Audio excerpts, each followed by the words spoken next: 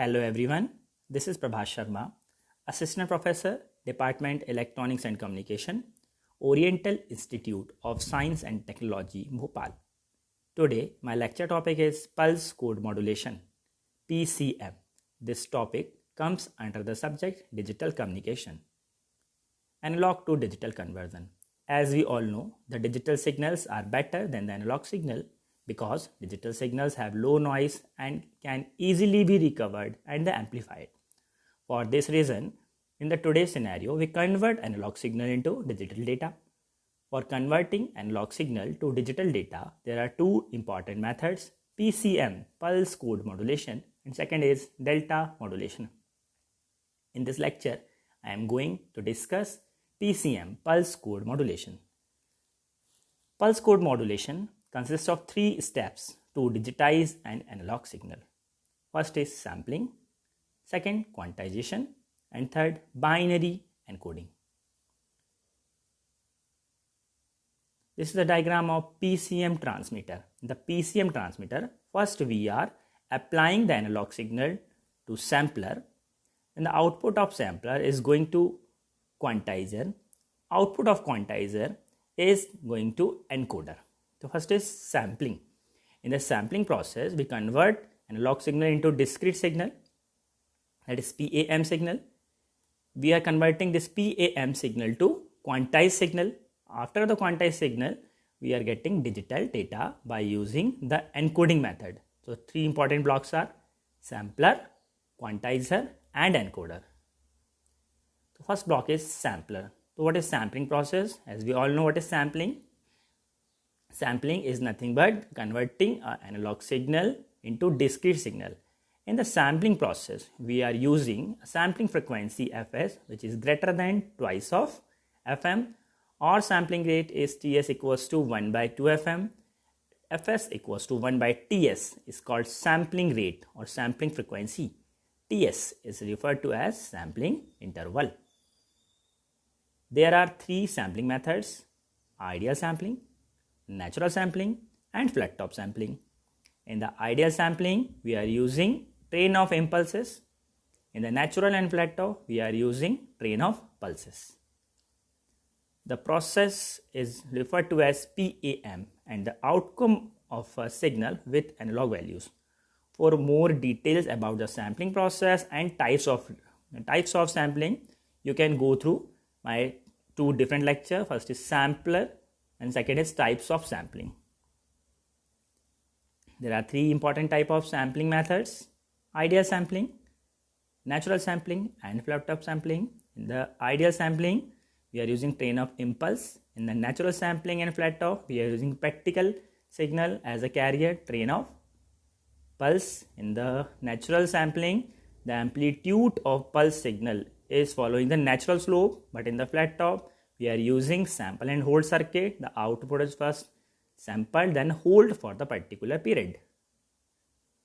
Most important, according to the Nyquist sampling theorem, the sampling rate must be at least twice the highest frequency contained in the signal. Nyquist sampling rate for low pass and the band pass signals. For the low pass signal, Nyquist is equals to twice of f maximum, where f maximum is frequency of message, and for the same band pass signal, Nyquist is equals to twice of f maximum. Here is example. Telephone companies digitize voice by assuming a maximum frequency of 4000 Hz. So the sampling rate therefore is 8000 samples per second. Next example. A complex low pass signal has a bandwidth of 200 kHz. What is the minimum sampling rate for this signal? The solution is the bandwidth of low pass signal is between 0 to f, where f is the maximum frequency of the signal. So in this particular question, what is f? F is nothing but 200 kHz. So the sampling rate is 200 kHz multiplied by 2, that is 400,000 samples per second. Second, a complex band pass signal has a bandwidth of 200 kilohertz. What is the minimum sampling rate for this signal? So we cannot find the minimum sampling rate in this case because we don't know where the bandwidth start or the ends. We don't know the maximum frequency signal in the signal. First block is sampler, second block is quantizer. So what is quantization process? Sampling results in a series of pulses of varying amplitude values ranging between two limits, minimum and the maximum. The amplitude values are infinite between the two limits. So we need to map the infinite amplitude values into finite set of known values. This is achieved by dividing the distance between minimum and maximum into L zones, which is height delta. Delta is nothing but maximum minus minimum divided by L.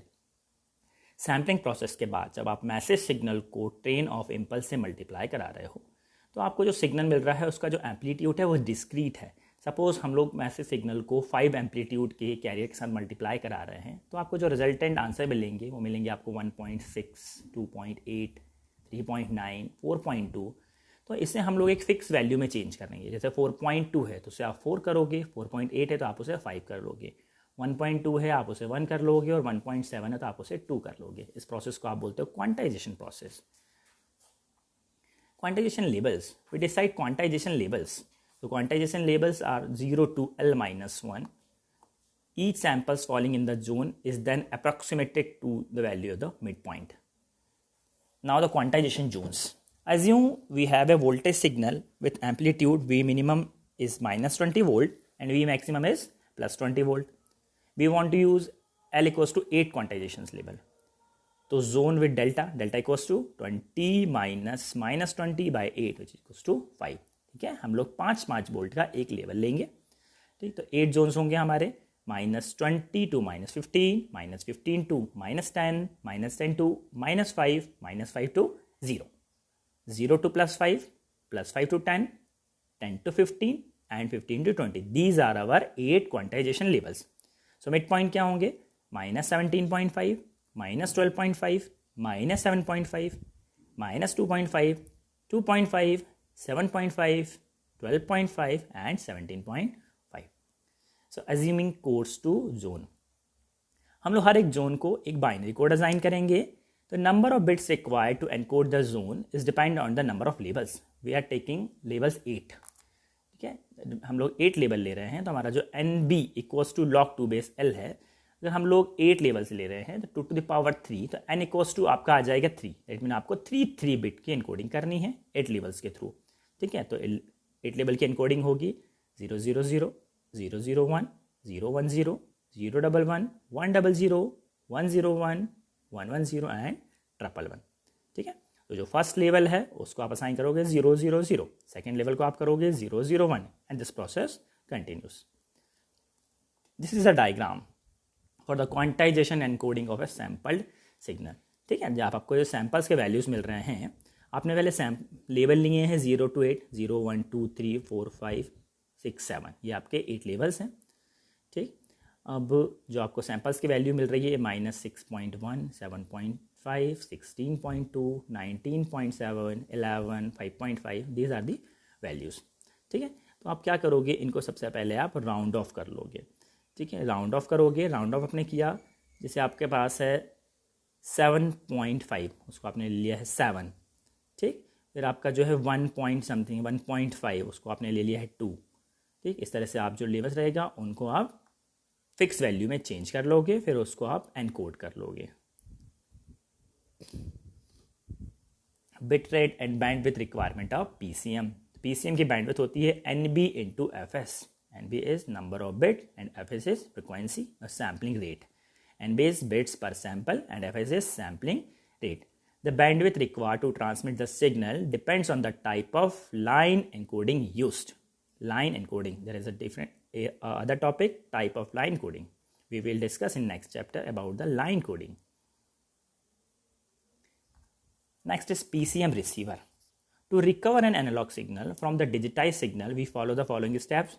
First, we using a hold circuit that holds the amplitude value of a pulse till the next pulse arrives. Then we pass this signal to a low pass filter. with cut of the frequency is equal to the highest frequency of a pre-sampled signal.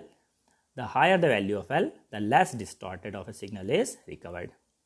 This is a diagram of PCM receiver. First we are using a sample and hold circuit, then low pass filter. We are passing this digital data to a sample and hold circuit, then we are passing this to low pass filter. We are getting our original signal. Advantages of PCM. PCM has better noise performance than other analog systems. PCM waveform has different sources can be transmitted over common digital channels. Useful for long distance communication, example telephones. Efficient codes are readily available. Disadvantage, requires wider bandwidth than the analog signal. Why we are writing here require wider bandwidth? Because we are using n number of bits for a particular sample. This is disadvantage of PCM. In the PCM, most important part is quantization. Quantization is nothing but to round out the signal output of the sampler. Thank you for this video. For further details and your doubts, you can call me or you can write me mail at prabhassharma740@gmail.com.